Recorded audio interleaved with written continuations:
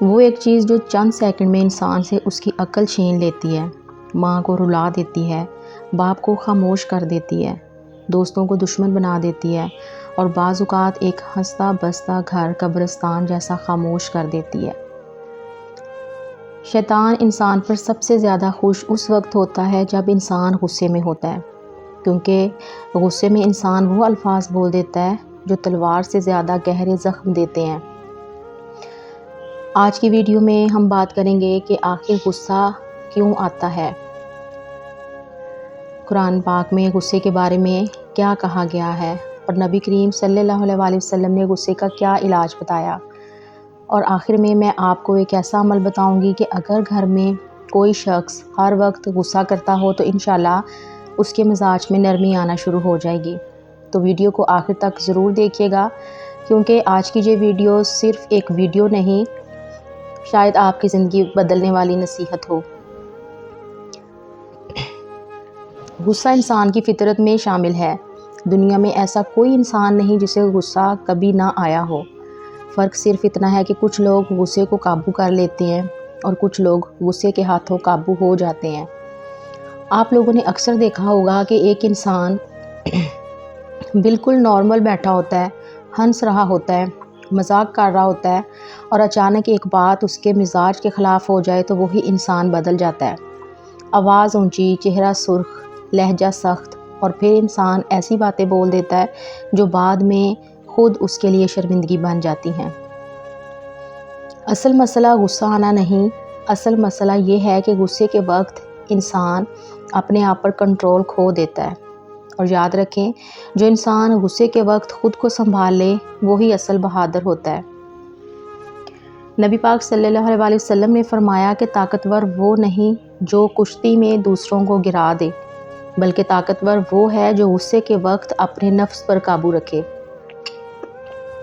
آج دنیا طاقت کو آواز کی اونچائی میں ڈھونڈتی ہے، لیکن اسلام طاقت کو برداشت میں ڈھونڈتا ہے۔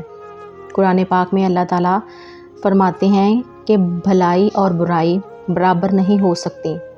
برائی کو ایسے طریقے سے دفع کرو جو بہترین ہو، پھر وہ شخص جس کے اور تمہارے درمیان دشمنی تھی وہ تمہارا قریبی دوست بن جائے گا۔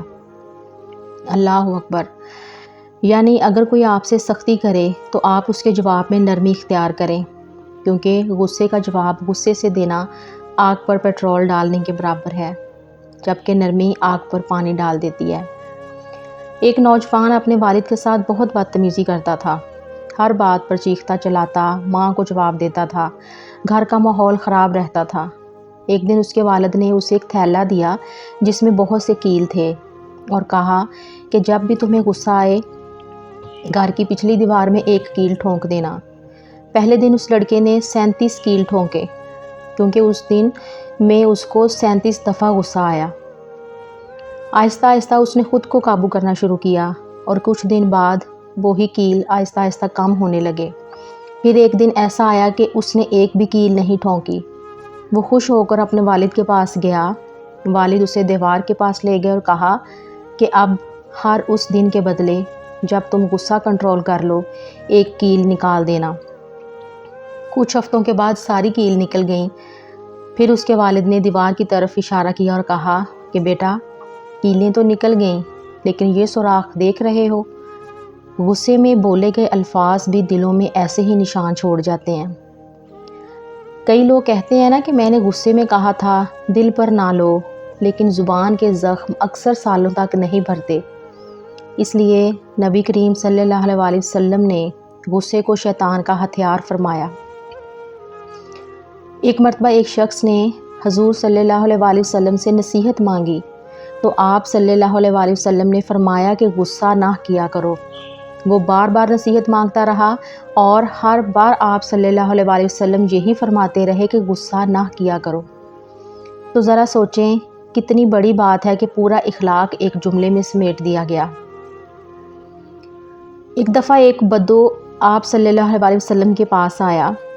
آپ صلی اللہ علیہ وسلم نے ایک چادر اوڑھی ہوئی تھی جس کے کنارے سخت تھے اور کھردرے تھے۔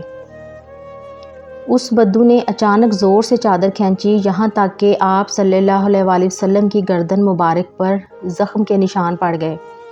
صحابہ کرام نے جب یہ دیکھا تو وہ بہت غصے میں آ گئے، لیکن آپ صلی اللہ علیہ وآلہ وسلم نے کیا کہا؟ آپ اس کی طرف دیکھ کر مسکرائے اور فرمایا کہ اسے کچھ مال دے دو۔ یہ ہمارے نبی کا اخلاق تھا، صبر تھا، یہ اپنے نفس کو مارنا تھا۔ اس لیے اسلام صرف نماز نہیں سکھاتا، اسلام انسان کو انسان بننا سکھاتا ہے۔ ذرا تصور کیجئے اس دن کا، قیامت کے دن کا۔ سورج سروں کے اوپر ہوگا، لوگ پسینے میں ڈوبے ہوئے ہوں گے، ہر طرف خوف ہوگا، ہر انسان صرف اپنی فکر میں ہوگا۔ کوئی ماں اپنے بچے کو نہیں دیکھے گی، کوئی بھائی بھائی کے کام نہیں آئے گا۔ ہر شخص کو صرف ایک ہی فکر ہوگی کہ آج میرا کیا بنے گا، اور پھر اللہ رب العزت کے سامنے حساب کتاب شروع ہوگا۔ ایسے خوفناک وقت میں اچانک ایک آواز گونجے گی، ایک منادی ندا کرے گا کہ وہ لوگ کہاں ہیں جن کا اجر اللہ کے ذمے ہے، وہ کھڑے ہو جائیں اور بغیر حساب جنت میں داخل ہو جائیں۔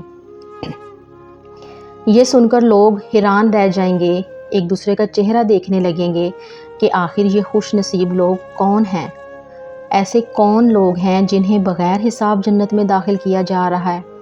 پھر دوبارہ آواز لگے گی، وہ لوگ کہاں ہیں جنہوں نے دنیا میں لوگوں کو معاف کیا، جو غصہ پی جاتے تھے، جو سخت بات سن کر بھی خاموش رہتے تھے، جو اللہ پاک کی خاطر اپنے نفس کو دبا لیتے تھے۔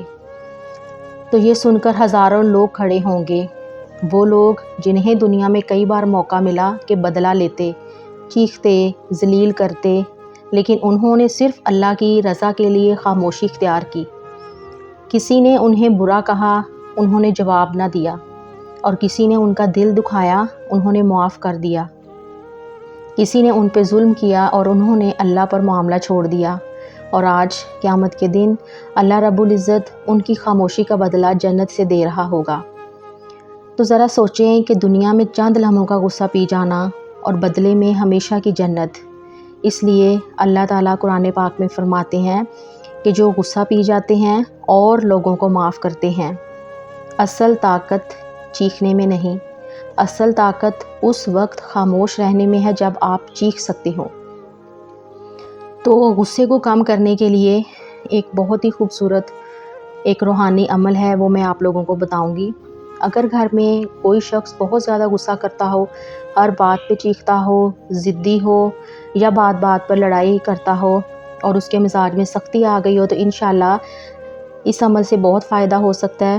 لیکن ایک بات ہمیشہ یاد رکھیں کہ اصل شفا دینے والا صرف اللہ تعالیٰ ہے۔ عمل یا وظیفہ ایک ذریعہ ہوتا ہے، اثر اللہ تعالیٰ کے حکم سے ہوتا ہے۔ تو سب سے پہلے کیا کرنا ہے، ایک صاف بوتل لینی ہے، اس میں پانی ڈال لیں، تقریباً 1 لیٹر یا 1.5 لیٹر پانی اس میں ڈال لیں، اور اس کے بعد بیٹھ کے دل میں نیت کریں کہ یا اللہ اس عمل کے ذریعے اس شخص کے دل میں نرمی، سکون اور اچھا اخلاق پیدا فرما۔ اب اس پانی پر سب سے پہلے 11 مرتبہ درود شریف پڑھیں، اور اس کے بعد 40 مرتبہ یہ آیت پڑھیں، وَالْقَاظِمِينَ الْغَيْظَ وَالْعَافِينَ عَنِ النَّاسِ۔ جو لوگ غصہ پی جاتے ہیں اور لوگوں کو معاف کر دیتے ہیں۔ یہ آیت پڑھتے وقت دل میں اس شخص کا تصور رکھیں جس کے غصے کے لیے آپ عمل کر رہے ہوں۔ پھر اس کے بعد 100 مرتبہ لا حول ولا قوۃ الا باللہ پڑھیں، اور اس کے بعد 11 مرتبہ درود شریف پھر پڑھیں، اور پھر پانی پر پھونک دیں۔ اور اب یہ پانی اس شخص کو روزانہ پلائیں، چاہے آدھا گلاس یا پھر 1 گلاس پلا دیں، اور اگر چاہیں تو اس بوتل میں مزید پانی شامل کرتے رہیں، اور یہ عمل کم از کم 40 دن تک لازمی کریں۔ انشاءاللہ آہستہ آہستہ اس شخص کے مزاج میں تبدیلی آنا شروع ہو جائے گی، غصہ کم ہوگا، دل نرم ہوگا، اور گھر کے ماحول میں سکون آنا شروع ہو جائے گا انشاءاللہ تعالی۔ آخر میں صرف ایک بات اپنے دل پر لکھ لیں کہ غصہ کوئی طاقت نہیں، غصہ دراصل کمزوری ہے جو چند سیکنڈ کے لیے انسان کو اندھا کر دیتی ہے۔ اصل طاقت وہ نہیں جو چیخ کر دکھائی جائے، اصل طاقت وہ ہے جو دل ٹوٹنے کے باوجود زبان کو خاموش رکھے اور بدلے میں نرمی اور صبر کا انتخاب کرے۔ یاد رکھیں کہ ایک لمحے کا غصہ سالوں کے رشتے جلا سکتا ہے۔ اور ایک لمحے کی خاموشی جنت کے دروازے کھول سکتی ہے۔ آج آپ کے پاس دو راستے ہیں، یا تو غصے کی آگ کو بڑھائیں یا صبر کے پانی سے اسے بجھا دیں۔ فیصلہ آپ کا ہے، لیکن انجام ہمیشہ اعمال کا ہوتا ہے۔ اللہ ہمیں ان لوگوں میں شامل کرے جو غصے کو پی جاتے ہیں اور لوگوں کو معاف کر دیتے ہیں۔ آمین۔ تو یہ تھی میری آج کی ویڈیو۔ اگر آپ کو جو ویڈیو اچھی لگی ہو تو ویڈیو کو ضرور لائک کیجیے گا، اپنے دوستوں اور گھر والوں کے ساتھ ضرور شیئر کریں، اور اگر آپ ہمارے چینل پر نئے ہیں تو ابھی سبسکرائب کر دیں اور ساتھ والے بیل آئیکن کو بھی دبا دیں تاکہ ہر نئی آنے والی ویڈیو آپ تک سب سے پہلے پہنچ سکے۔ تو ملتے ہیں ایک نئی ویڈیو میں ایک نئی اور اہم ٹاپک کے ساتھ، تب تک کے لیے اللہ حافظ۔